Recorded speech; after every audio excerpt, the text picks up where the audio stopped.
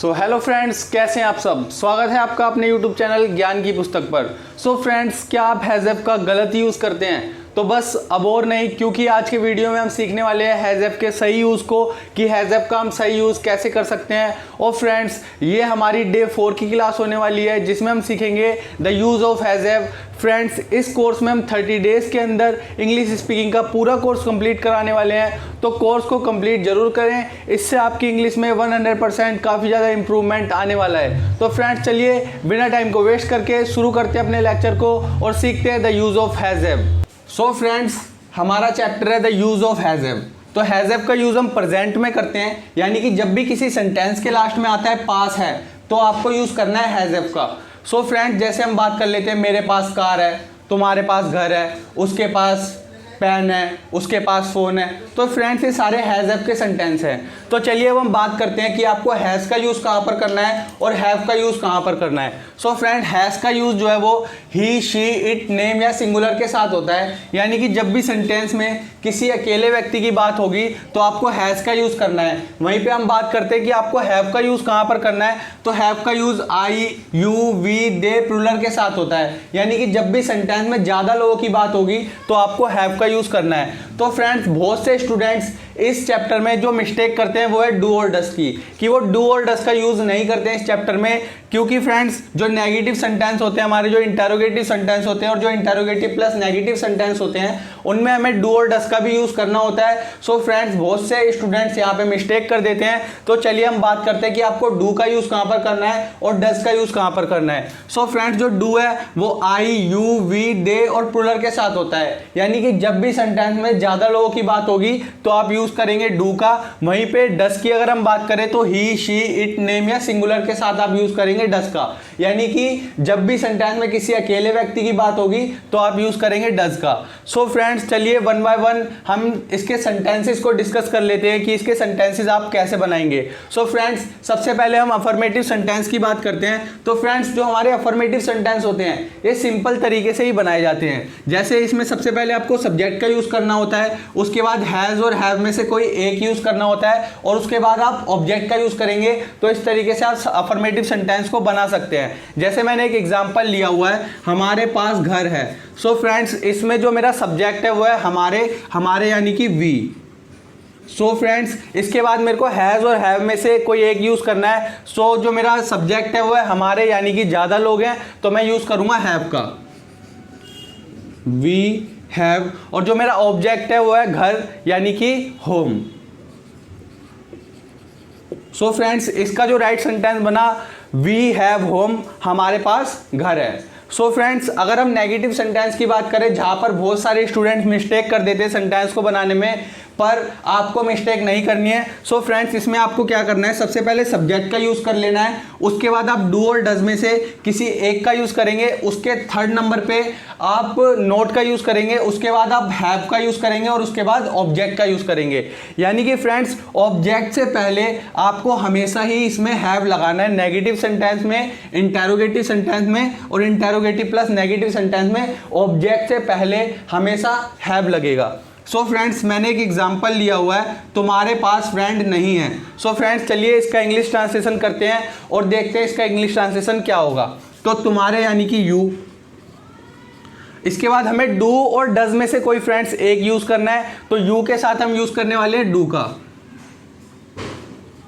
और जो friends third number पे आपको पहले से ही मैंने बता रखा है कि नोट का यूज़ करते हैं हम, तो थर्ड नंबर पे नोट का यूज़ कर लेते हैं। और उसके बाद मैंने बताया आपको ऑब्जेक्ट से पहले हैव का यूज़ करना है, तो हम लगा लेते हैं हैव। और उसके बाद जो मेरा ऑब्जेक्ट है वो है फ्रेंड्स, तो फ्रेंड्स मेरा ऑब्जेक्ट हो गया, जो कि मैं सबसे लास्ट में लिख लूँगा।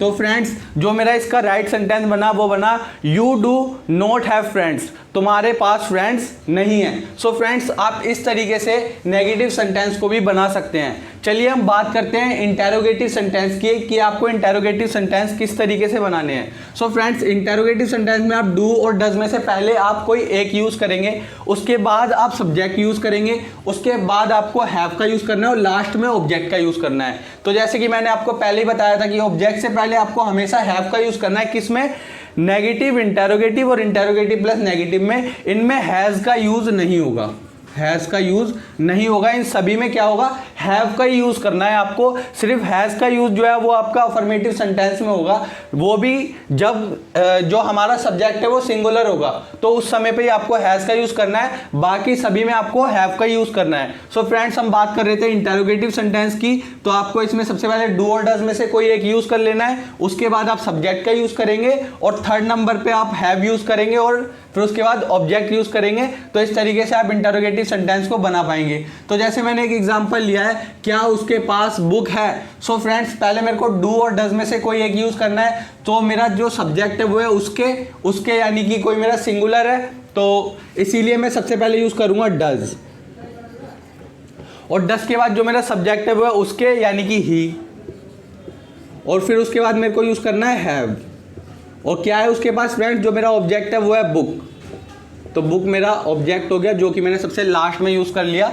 सो फ्रेंड्स, क्या उसके पास बुक है, इसका जो राइट सेंटेंस बना वो बना डज ही हैव बुक, यानी कि क्या उसके पास बुक है। सो फ्रेंड्स, इस तरीके से आप इंटरोगेटिव सेंटेंस को भी बना सकते हैं। चलिए अब हम बात करते हैं अपने इंटरोगेटिव प्लस नेगेटिव सेंटेंस के बारे में। ये भी सेम इंटरोगेटिव सेंटेंस की तरह बनेगा, बस आपको थर्ड प्लेस पे नोट का यूज़ कर लेना है। यानी कि सबसे पहले आप डू और डज में से किसी एक का यूज़ करेंगे, उसके बाद आप सब्जेक्ट का यूज़ करेंगे, और उसके बाद आप थर्ड प्लेस पे नोट का यूज़ कर लेंगे, और ऑब्जेक्ट से पहले आप हैव यूज़ करेंगे और लास्ट में ऑब्जेक्ट का यूज़ करेंगे। सो फ्रेंड्स, मैंने एक एग्जांपल लिया हुआ है, क्या कमल के पास फ़ोन नहीं है।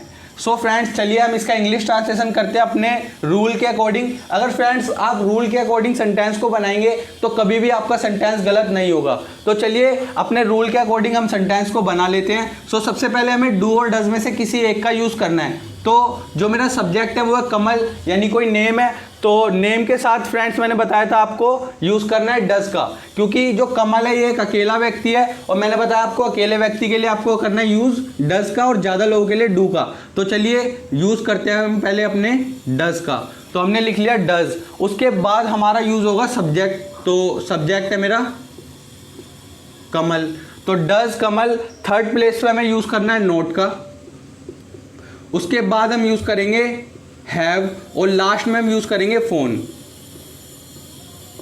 सो फ्रेंड्स, क्या कमल के पास फ़ोन नहीं है, इसका राइट सेंटेंस बना does Kamal not have phone. So friends, इस तरीके से आप हैज़ हैव का सही यूज़ कर सकते हैं। अगर फ्रेंड्स आप गलत यूज़ करते थे हैज़ हैव का इससे पहले, तो अब मत करना गलत यूज़, अब आपको लेटेस्ट इंग्लिश के अनुसार ही इसका सही यूज़ करना है। सो फ्रेंड्स, अगर आपको वीडियो अच्छी लगी हो तो वीडियो को लाइक ज़रूर से करें और चैनल को सब्सक्राइब कर लें, क्योंकि इस चैनल पे हम 30 डेज़ के अंदर इंग्लिश स्पीकिंग का पूरा कोर्स कंप्लीट करने वाले हैं।